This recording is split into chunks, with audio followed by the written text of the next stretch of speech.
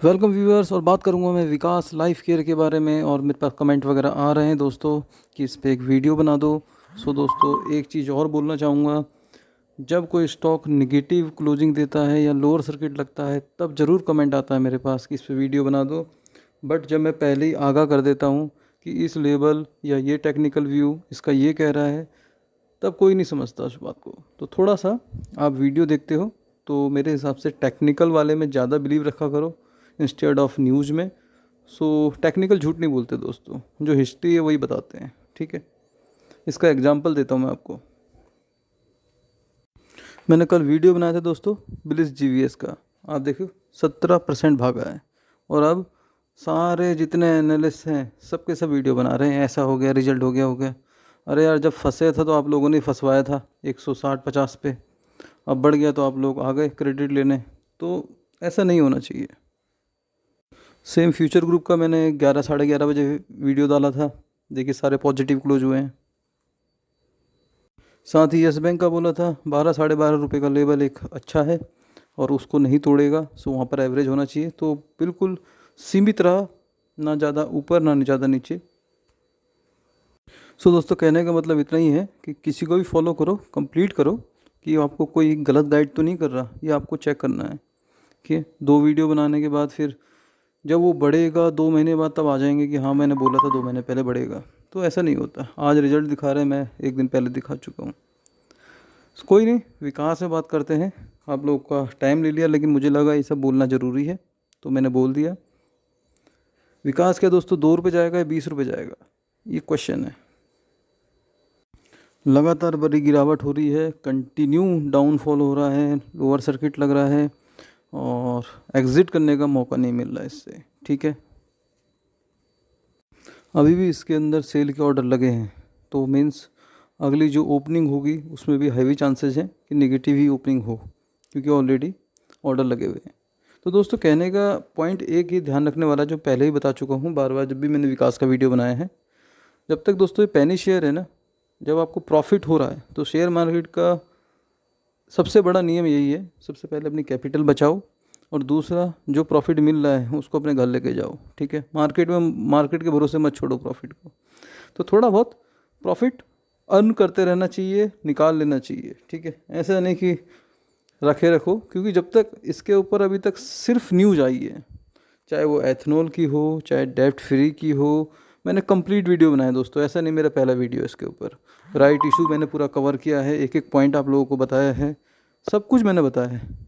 और जो पिक्चर इसकी है, मैंने ये भी बोला है कि जितना इसने अनाउंसमेंट करी है उसका अगर 40% भी अचीव कर लेता है तो ये मल्टी बैगर शेयर बनेगा ज़रूर। ठीक है, बट उन सब चीज़ों में लगेगा टाइम।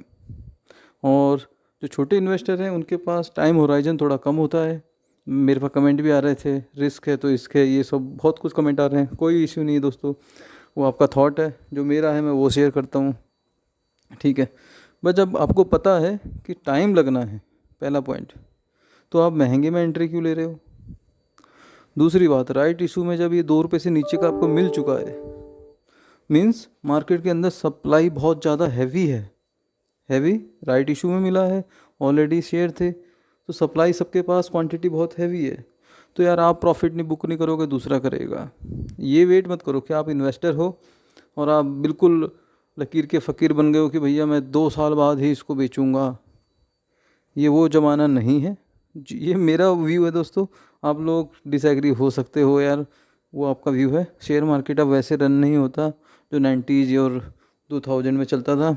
अभी निफ्टी और सेंसेक्स अपने रिकॉर्ड हाई पे हैं और 100-200 पॉइंट निफ्टी में ऊपर नीचे 5-10 मिनट में हो जाते हैं, जो पहले नहीं होते थे। सो ये सब देखना पड़ेगा मार्केट के हिसाब से, टाइम के हिसाब से अपनी रणनीति को डिफाइन करना पड़ेगा, बार बार वैल्यूएट करना पड़ेगा जो आपने डिसीजन लिया है वो सही हो रहा है या गलत हो रहा है, बार बार चेक करना पड़ेगा। इन्वेस्टमेंट का ये मतलब नहीं होता कि आपने एंट्री कर ली और टाइम होराइजन सेट कर दिया कि 3 साल, ये नहीं होता। मेरे हिसाब से इन्वेस्टमेंट का असली मतलब यही है कि आपका जो डिसीजन है आप उसको बार बार वैल्यूएट करते रहिए, बार बार उसको क्रॉस चेक करिए और उसके अंदर कहीं चेंजेज या रेक्टिफिकेशन की संभावना है तो उसको एडॉप्ट करिए। सो कहने का मतलब दोस्तों, कहानी नहीं सुनाना चाह रहा, सिंपल इतना ही है कि भैया जब तक ये पेनी शेयर है, जब तक ये बैलेंस शीट मजबूत नहीं दिखाता, आउटपुट नहीं दिखाता, जो भी बिजनेस ने बोले हैं, फार्मास्यूटिकल हो, एथनॉल हो, जो भी हो, उसका इम्पैक्ट इसकी बैलेंस शीट में आना चाहिए, चाहे वो FMCG हो। सो जब तक नहीं आएगा तब तक यही दौर चलेगा इसके अंदर। 4 दिन अपर सर्किट, 4 दिन लोअर सर्किट, तो इस चीज़ के लिए आपको रेडी रहना है, ठीक है। और दोस्तों मैंने उसके अंदर एक वॉल्यूम का पॉइंट लिखा है, तो आप देखिएगा। सो वॉल्यूम अगर मैं देखता हूँ, सो देखिए वॉल्यूम बहुत बढ़ गए हैं, 25 लाख से 1 करोड़ के वॉल्यूम हो गए हैं। और ये ध्यान रखिए, जैसे इसने 4 रुपये का लेवल अगर ब्रेक करा तो ये वॉल्यूम और डबल हो जाएंगे दोस्तों, ठीक है, क्योंकि और पैनिक क्रिएट हो जाएगा। सो ये समझना है आप लोगों को कि सप्लाई बढ़ चुकी है मार्केट के अंदर, सो डिमांड अपने आप उस प्राइस की लो हो जाएगी दोस्तों, अगर सप्लाई हैवी है तो। प्राइस एक्शन इसी हिसाब से चलता है दोस्तों, ठीक है, यही फॉर्मूला चलता है डिमांड और सप्लाई का। और वो डिमांड किस तरीके से हवाबाजी करके आती है कि भैया न्यूज़ पे न्यूज़ लगातार, न्यूज़ डेप्थ फ्री कर देंगे, ये कर देंगे, वो कर देंगे, तो ये हवाबाजी हो गई, सो डिमांड बढ़ा दी, ठीक है। अब हवा निकल रही है तो पैन हो रहा है। टेक्निकल व्यू देखते हैं दोस्तों, जब तक ये 5 रुपये 10 पैसे का लेवल नहीं तोड़ेगा, फर्दर इससे तेज़ी की उम्मीद नहीं कर सकते, ठीक है। अभी हो सकता है एक चांसेस जो मुझे लग रहे हैं इसके अंदर, वो चांसेस मैं आपको बताऊंगा। अभी इस पोर्शन पे है, हो सकता है कि जैसे 4 रुपये का एक कह सकते हो साइकोलॉजिकल लेवल भी होता है कि भैया 4 से नीचे नहीं जाना चाहिए, तो वहाँ पर थोड़ा सा एक छोटा सा ब्रेक लग सकता है इसके लोअर सर्किट के अंदर, जो चांसेस हैं। और फिर 1-2 अपर सर्किट लगेंगे। फिर ये जो ट्रेंड लाइन है, ये 2 ट्रेंड लाइन जब तक इनको पार नहीं करेगा दोस्तों, तब तक फर्दर तेज़ी नहीं आएगी। सो मैं निगेटिव नहीं हूँ इस स्टॉक के बारे में, मैं पॉजिटिव भी नहीं हूँ दोस्तों। मेरे को जो दिखता है टेक्निकल फंडामेंटली, जो मेरा खुद का एनालिसिस है वो मैं बताता हूँ। आप लोग डिसएग्री हो जाना यार, आपका अपना पॉइंट है वो, लेकिन जो मुझे लगेगा मैं वो बताता हूँ, ठीक है। और मैक्सिमम टाइम मैंने आपको बताया ही है, मेरी प्रोबेबिलिटी सही भी होती है। आप मेरे पुराने वीडियो देखिए, कल के देख लीजिए, परसों के देख लीजिए। निफ्टी का बोला था भाई पुट मत खरीदना, आज हाई जाएगा मार्केट, गैप अप होगा, हो गया ना। आज सारे पुट वाले 15,800 का और 34,600 का लेके बैठे रह गए, तो होता है। सो कोई बात नहीं। सो ये समझ में आ गया कि 4 रुपये का लेवल एक साइकोलॉजिकल लेवल है, उसको तोड़ना नहीं चाहिए।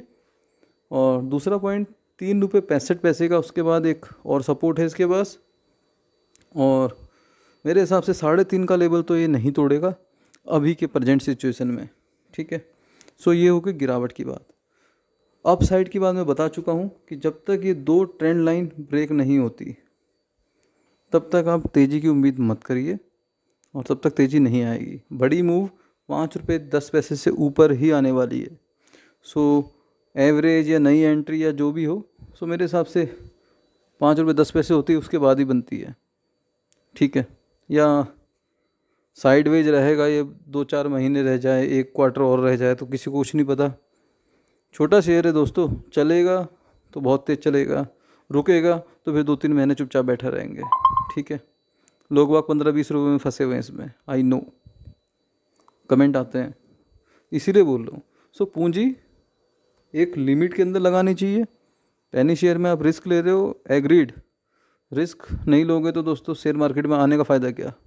एंट्री करी है तो रिस्क लिया है आपने, अपने अपने पैसे मार्केट में रख के आप घर पे सो रहे हो, तो वो रिस्क ही है, ठीक है।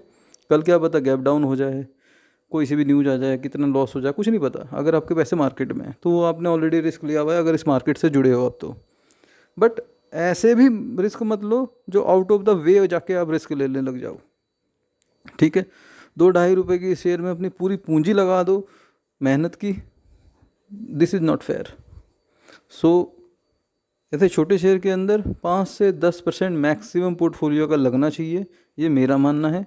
आप लोगों का कुछ अलग थॉट होगा इस पर, क्योंकि बहुत कोई कमेंट आ रहा है, किसी ने बोला 20,000 का नुकसान हो गया था, किसी ने बोला 25 का नुकसान हो गया था। अब मुझे नहीं पता कि क्या पोर्टफोलियो साइज़ है उनका, बट मैं परसेंटेज वाइज बोलूँगा 5 से 10% मैक्सिमम है ये। खाना खाते समय कोल्ड ड्रिंक वगैरह पी ली उतना, ये चल गया तो ठीक, नहीं तो कोई बात नहीं, आज कोल्ड ड्रिंक नहीं पी। सो ये ओवरव्यू है दोस्तों। लॉन्ग टर्म में बुलिश हूँ, और बुलिश इस बेस पे हूँ कि मैं अगले 2 क्वार्टर की इसकी balance sheet, profit and loss statement देखना चाहूँगा, इसलिए बुलिश हूँ कि उसमें इम्पैक्ट आ रहा है या नहीं। सो लॉन्ग टर्म नज़रिया है एटलीस्ट 2-2.5 साल का, तो मेरे हिसाब से ये स्टॉक कुछ आउटपुट दे सकता है। तब तक तो ये ऐसे ही मूव करने वाला है। सो बात समझ में आया तो दोस्तों वीडियो को लाइक, चैनल को सब्सक्राइब जरूर करिएगा, क्योंकि मैं कोशिश करता हूँ सटीक विश्लेषण बताने का, हवाबाजी नहीं बताता मैं, ठीक है। सो ज़्यादा भाषण हो गया इसमें, उसके लिए दोस्तों कोई और वे में मत लेना इस वीडियो को। मिलते हैं नेक्स्ट वीडियो में, बाय बाय।